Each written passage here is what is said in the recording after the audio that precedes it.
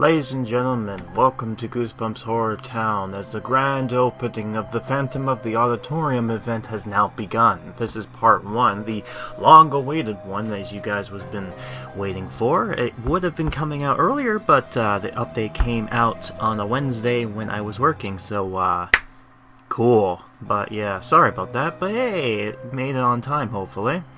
So we're going to be playing through this questline, and then we're going to find out exactly what goes on. As per usual, I will be talking about everything you need to know as far as what's new with this update. I am also teased, I think in part 0, that there is something to do with Ellie, which I am going to discuss here. And I'll go into further detail because I have gotten a statement from Pixowl themselves, which I am able to share with you, so I'm going to read it from the horse's mouth, as the saying goes. But yeah, in this update we're just going to be taking a look at what's introduced in the promenade. You get to see in the background what is characters I've been using and whatnot. I'll go more in depth in the crafting 101, but for now this is what you'll enjoy to do. But yeah, let's just jump right in, huh? I know you guys have been waiting for this, so let's get it on. The game starts with the Phantom Pack, spooky, before we finally get to... wait for it. There we go. Phantom of the Auditorium. The mayor's putting a lot of effort to recovering neighborhoods' welfare by setting up the Phantom of the Auditorium at the promenade. Such a coincidence for her son Zeke to come visit HorrorTown. How did he know his mother was going through such a hard time? Okay, so now we got to the Phantom of the Auditorium. There is 28 days. So basically the whole month of February, so that's nice to know. It's looking pretty interesting. I guess that's our Phantom Boy right here. Play animations, draft new items, play a new scene. And it looks like the animation is showing off a new character. Oh, and like I mentioned, I think before, Sam and the Auditorium here are mentioned to be the Gets. But, oh dear, look what it is. It's a tower, it's a gothic, and oh look, it's all free horrible things from the vampire event. I'm so glad to see you two free knuckleheads came by. But yeah, now you can get yourself one of these, and here are the newer items. I actually like these phantom billboards. Here's a red carpet. It's a lot more decoration pieces for like your theater area, so I kind of do like that. You got some musical stands, some musical instruments, piano. You can't have a Phantom without a piano. Got the mask fountain. This is the first of our 2. Here it is. Ooh, that's a lot of money, as I predicted. But yeah, let's keep on going here. Let's go here, and here's the... what is that?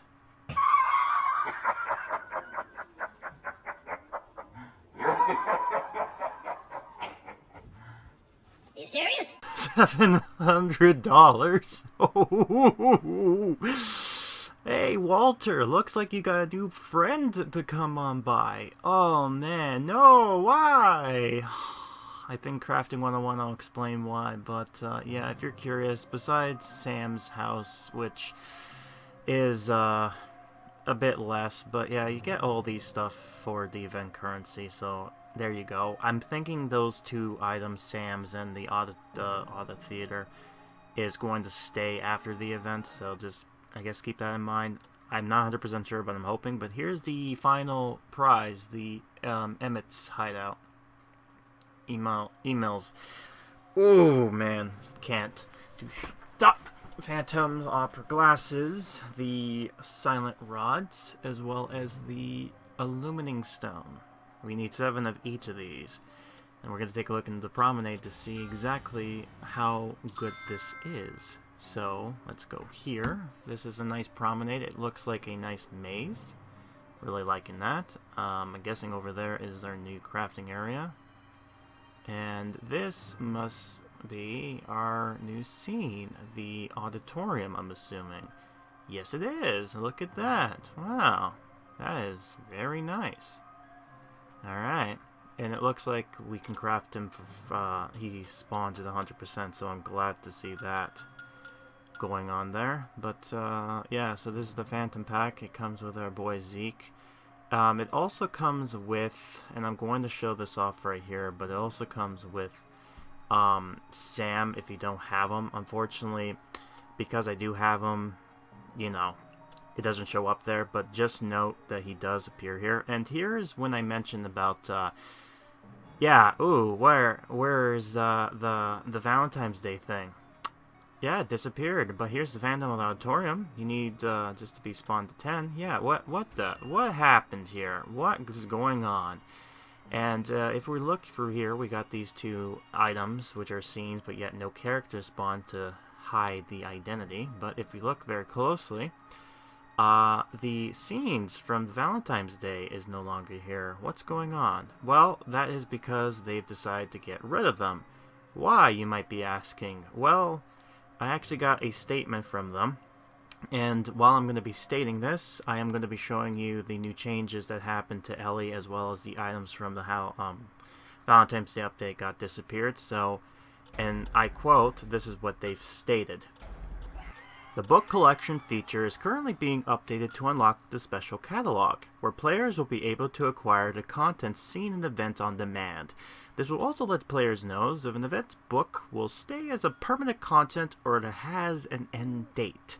For this event, I can confirm that if you'd like to get all the rewards from this event's book story, talking about the Phantom of the Auditorium, you'll need to make it before it ends, and that's going to be a bit of a challenge, but they've just recently now confirmed that the special book option is indeed coming, and this rotation thing is basically them trying to get characters in and out.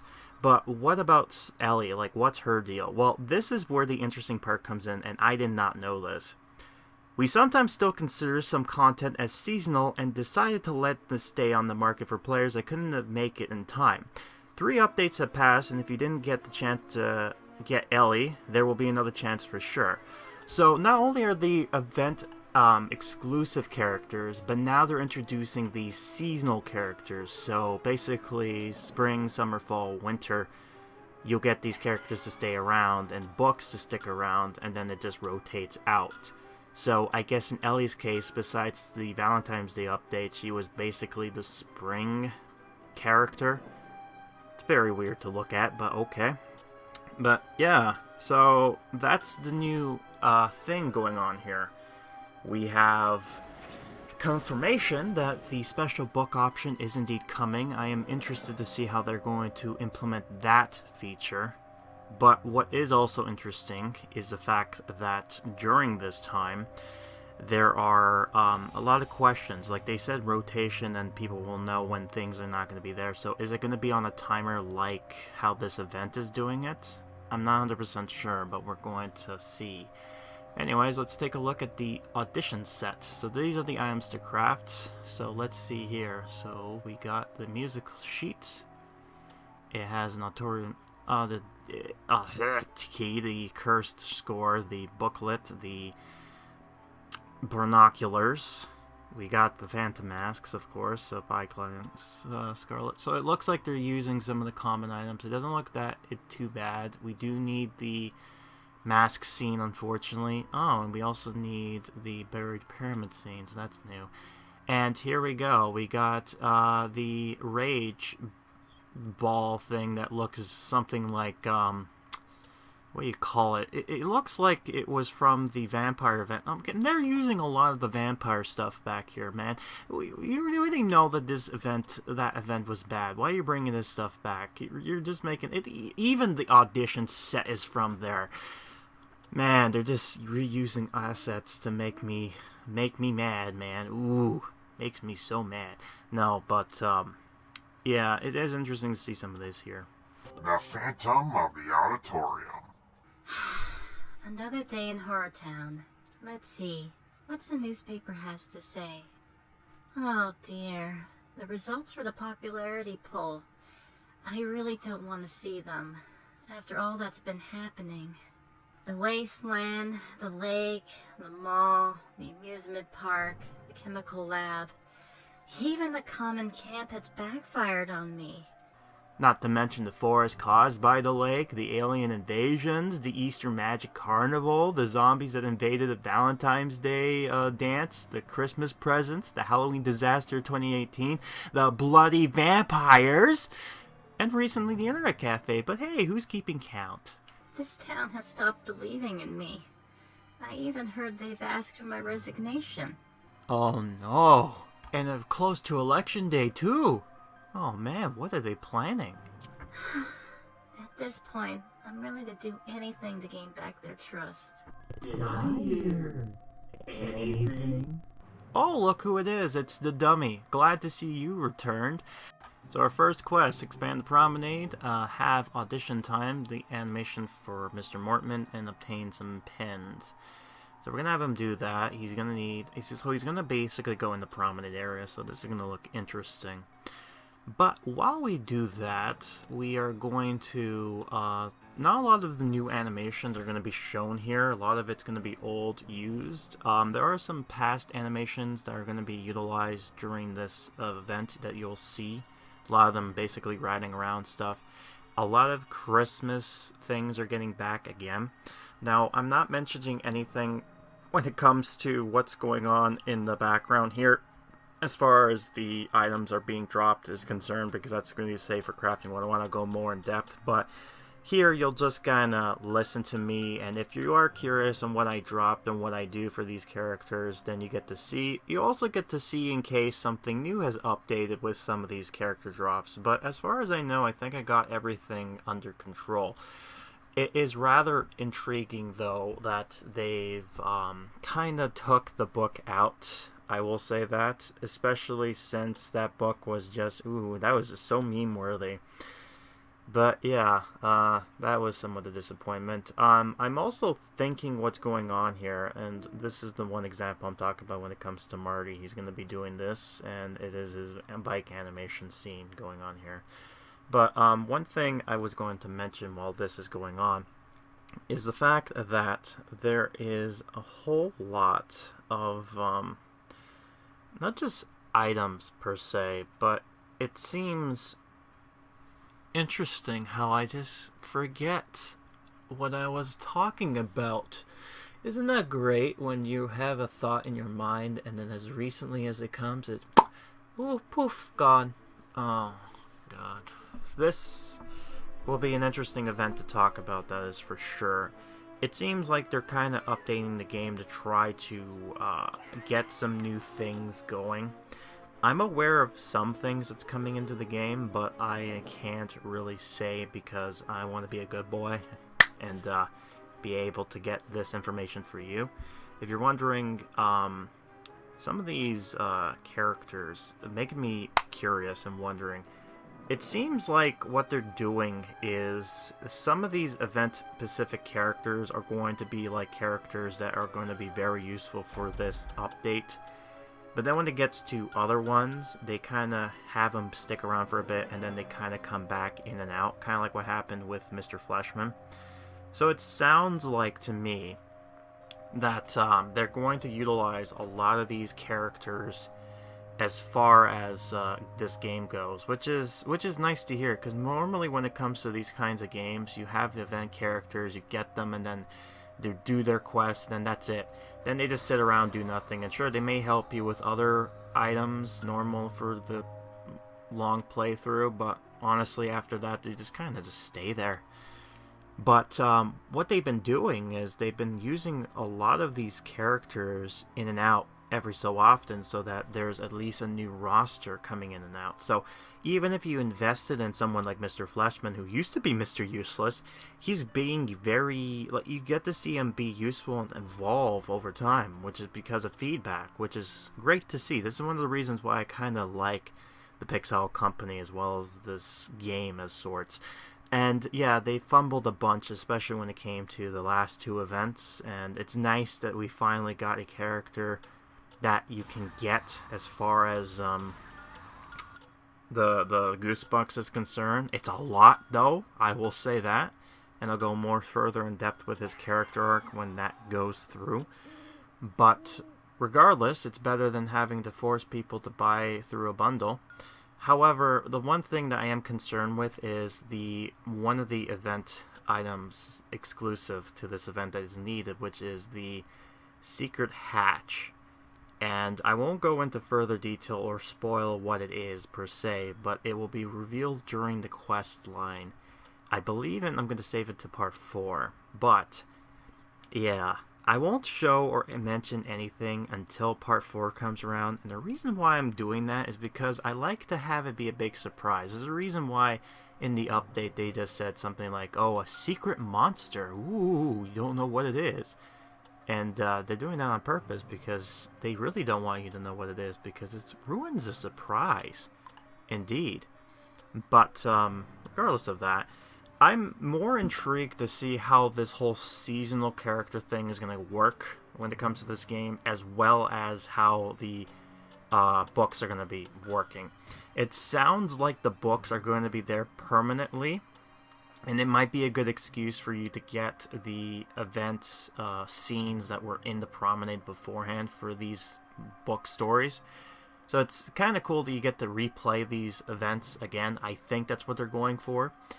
The only thing, though, is I'm curious if you have to have the scene and the exclusive character associated with it. So, for example, you need Mr. Fleshman in order to unlock the invasion of the body squeezers, and because you don't have them, you kind of get locked out.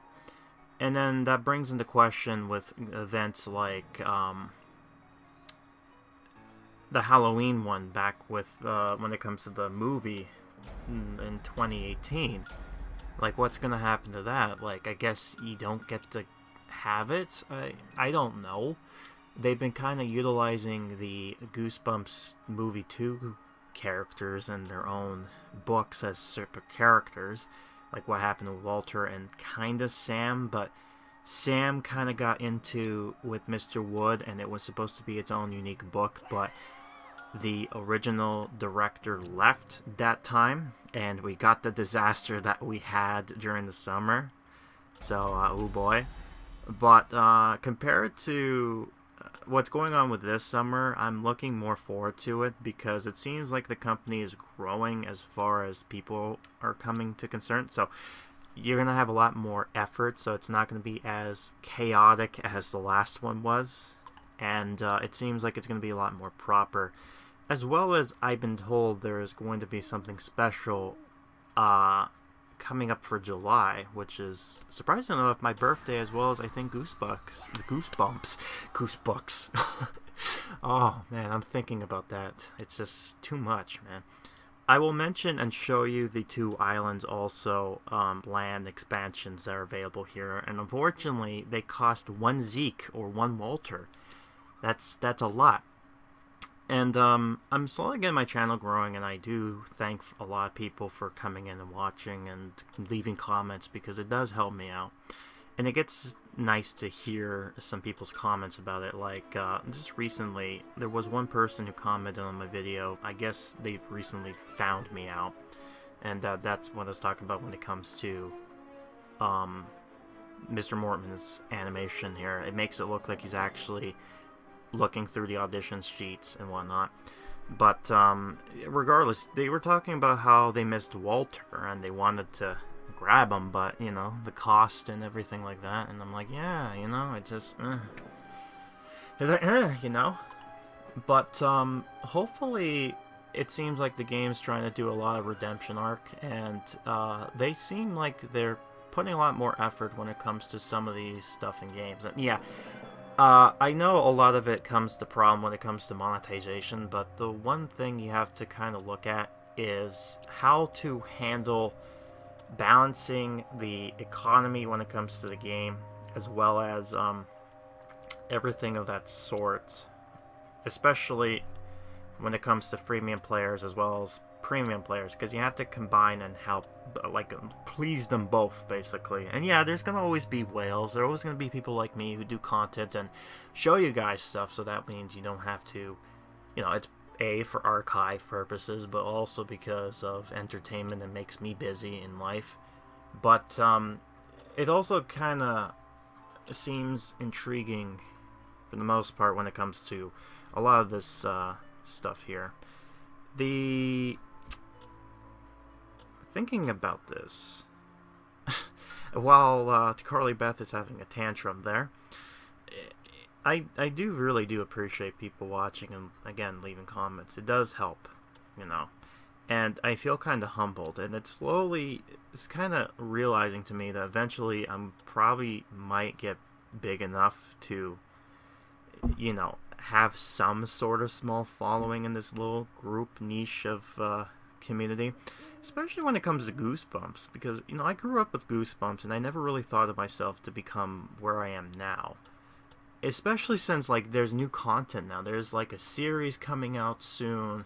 There's a new video game, which I'm looking forward to streaming that because, oh boy, ooh man, a lot to talk about with that one. Not bad, by the way, but, you know, decent enough.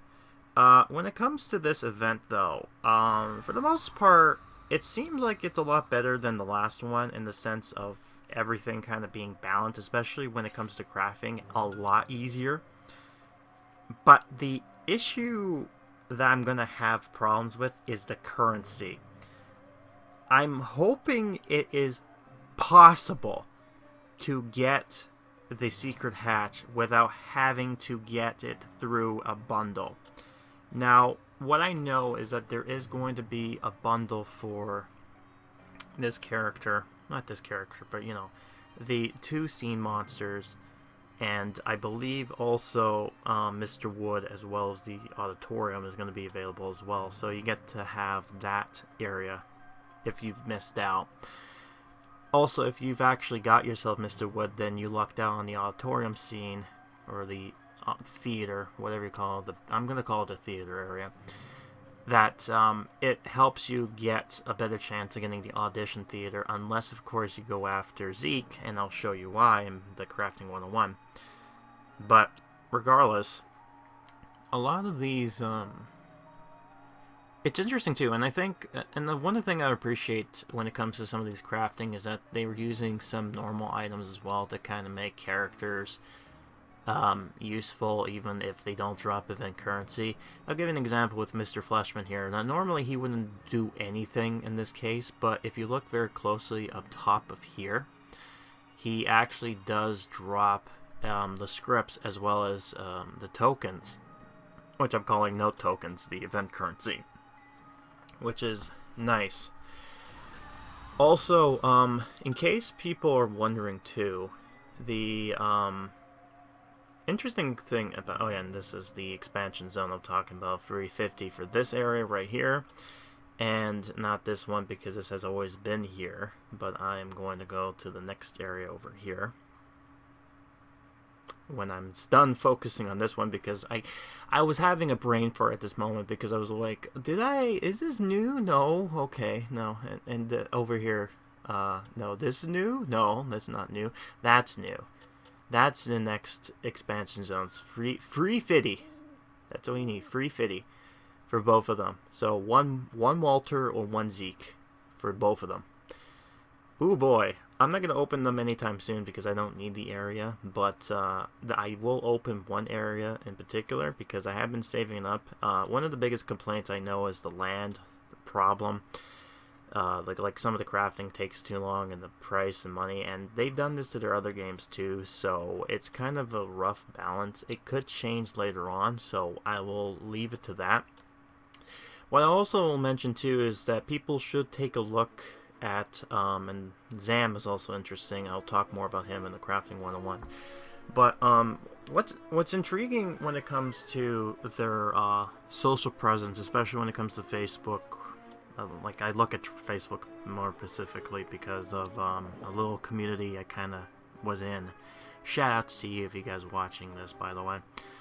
The interesting part about it is the fact that as of late, they've actually started to do contests. And as of late, they kind of do these little things like, tell us this one thing, or guess what these drawings are about. And they're kind of involving the community, which is really nice. And recently, right now, and I'm going to show it up here, if you want Zeke, you can actually get him if you ended up playing through this Draw Your Own Phantom. and then the winners get picked and they get their own Zeke, so they don't have to deal with the $700 thing. So if you're a freemium player, maybe look at to see when contest runs around, because you might be lucky enough to get new characters for free if you participate, and that's one of the things they tend to want to do, because, you know, participating interactions means more engagements, which means more involvement, which it's a normal profiting thing. And you know, I've been playing these kind of city builder games since 2014, the end of that year, and I've seen a lot of games come and go and still progress, and it intrigues me how some of them do their monetizations and what ends up happening. One game in particular is, you might have heard this, is Family Guy: The Quest for Stuff. That game I've despised with TinyCo. I had a love-hate relationship with them. But when they were focusing on money, they've put a lot of effort into the game. You'll notice that whenever a game gets popular or has a lot of income coming in, you'll see a lot more effort come into the game, a lot more quicker, and all that type of stuff, right? At least with this, it kind of has a nice evenly paced, like every month you get to do something, and it kind of helps balance things out. So that is one thing I will give this team credit for compared to the others. I know, and I think I mentioned this before, that they've recently have a new mechanic because of their other game, The Atoms, which I have yet to do a playthrough of. I have been recording the video, so it's just building an archive of it, but I don't know. We'll see if I have the time to actually be able to do that alongside this game. I'm still trying to get everything up and running, so it's all of them at once. I'm coming close to it. But honestly, it's getting to a point now where it just...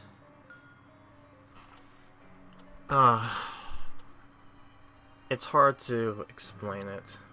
You know, it's rather intriguing, let's put it that way. But yeah, I think we're getting closer to all these characters now, so we got all of them. That's good. I guess what I'm going to be doing now is showing you the scenes that are being needed and the drops for them, so it gives you something to look at. Yeah, but it makes it... I am intrigued and scared at the same time. Because on the one hand, it is interesting, and the way they're handling this sort of mechanic is fair in some places, but it's a mechanic that is controversial in its nature. I'm kind of hoping it doesn't get introduced to this game only because of the fact that, because Goosebumps is such a big IP and the fact you can get characters, it's more easier to do. But that being said, it's not like something I don't see them putting in, because I've seen through their other games it's making a profit. So why wouldn't they add it into the game? And it'll be intriguing if it does add it into the game, because on the one hand, it might make some of the problems when it comes to human and monster forms easier. On the other hand, it's going to have to be dealing with the limited time stuff, and currently right now in the Atoms they're kind of playing with how to fix that possibility. And as you'll notice, I'm avoiding the certain name and word as of now, because that particular mechanic, especially when it comes to the UK, is being looked at, and it's going to be, they're in the process of probably banning the game, that mechanic outright, as something in the legislation to say that this is not okay. And again, I'm being very, very closed about this, because I don't want to mention it until it actually is if it does come. It will be an interesting mechanic, and I'm curious too if they're actually going to change how these events run as well, but I don't know if they're going to do that just yet. But yeah, let's change the topic. Let's not end it on a bad note, you know. At the same time, I think we're getting close to done. I think it was a nice low quality time with talking while things go on in the background, right? And I'm pretty happy about that. So, what do you think of this event so far? So far, I think it's possible, but oh boy, does something scare me.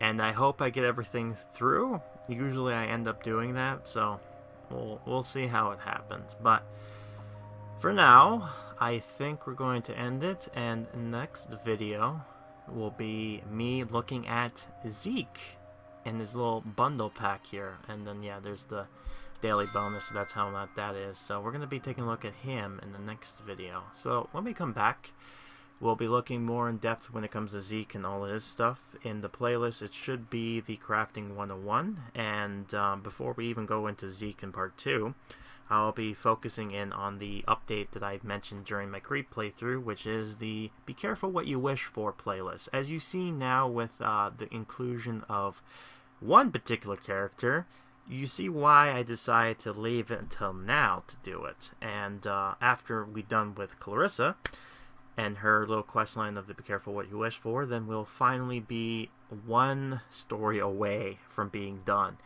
But that being said, there's also one little thing I have to deal with in August, and that's going to be dealing with 4 scenes that has story but didn't have books. And I think at this point, it's safe to say that perhaps we'll just do it and just play through the event, the update as it was intended.